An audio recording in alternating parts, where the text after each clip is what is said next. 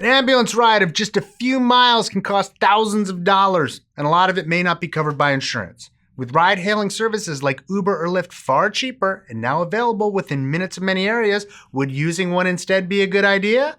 Perhaps surprisingly, the answer in many cases is yes. That's the topic of this week's Healthcare Triage.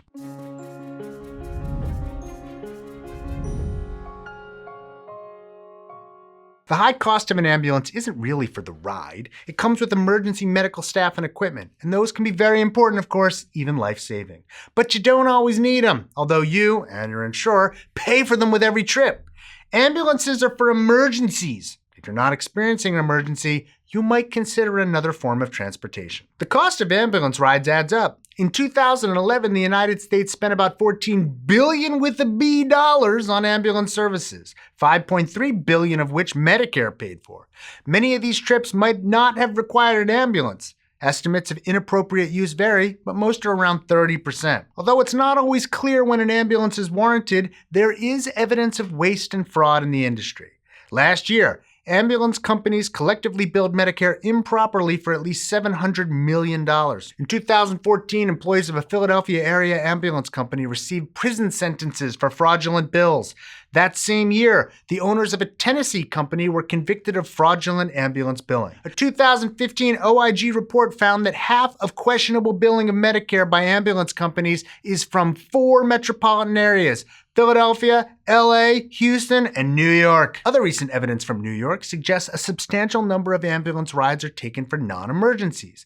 Scholars from Georgia State University and the University of Colorado, Denver studied ambulance rides in New York before and after the Affordable Care Act's coverage expansion.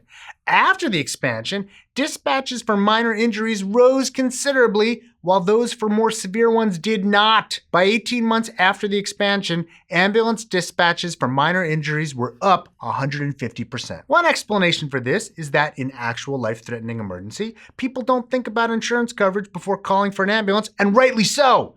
But for minor injuries, people are more likely to call an ambulance if they have coverage than if they do not, even if they don't really require that level of care. Using an ambulance also diverts attention and resources from true emergencies. Response times are longer than they could be otherwise if ambulances were only used when needed. One study found that the Affordable Care Act, by expanding coverage and financial access to ambulance rides, slowed ambulance response times by 19%. Uber and Lyft can't disobey traffic laws the way ambulances can to speed people to a hospital in urgent situations, but they can broaden transportation options for patients and could disrupt the ambulance market. Both have announced new services to provide rides to medical appointments.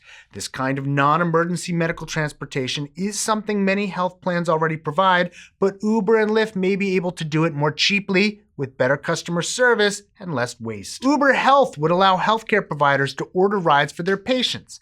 As of March, over 100 healthcare organizations were using the service.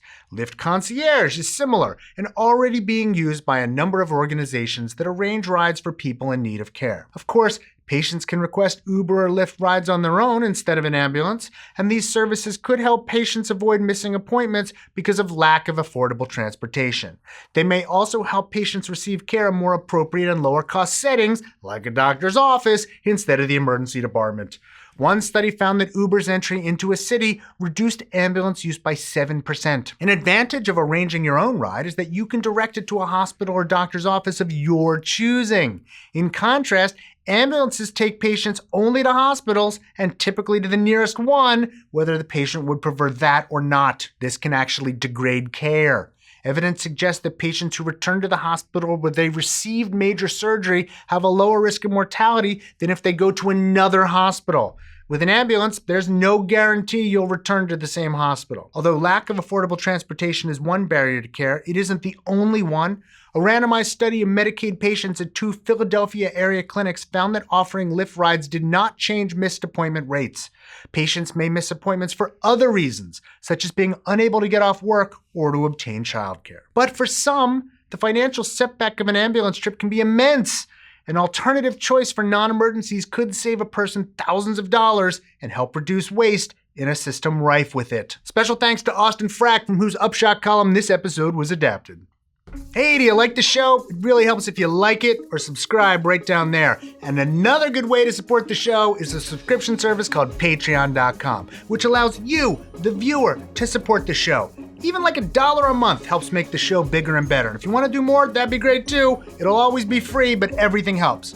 We especially like to thank our research associates Joe Sevitz and Jonathan Dunn, and of course, our Surgeon Admiral Sam. And while I've got you, I really want to plug the Healthcare Triage podcast, which is now pretty regular and doing great. You can get it wherever you get your podcasts, Spotify or iTunes or wherever. Of course, HSCmerch.com, great place to pick up merch. And of course, my book, The Bad Food Bible, still on sale in stores. And it's patreon.com/healthcaretriage.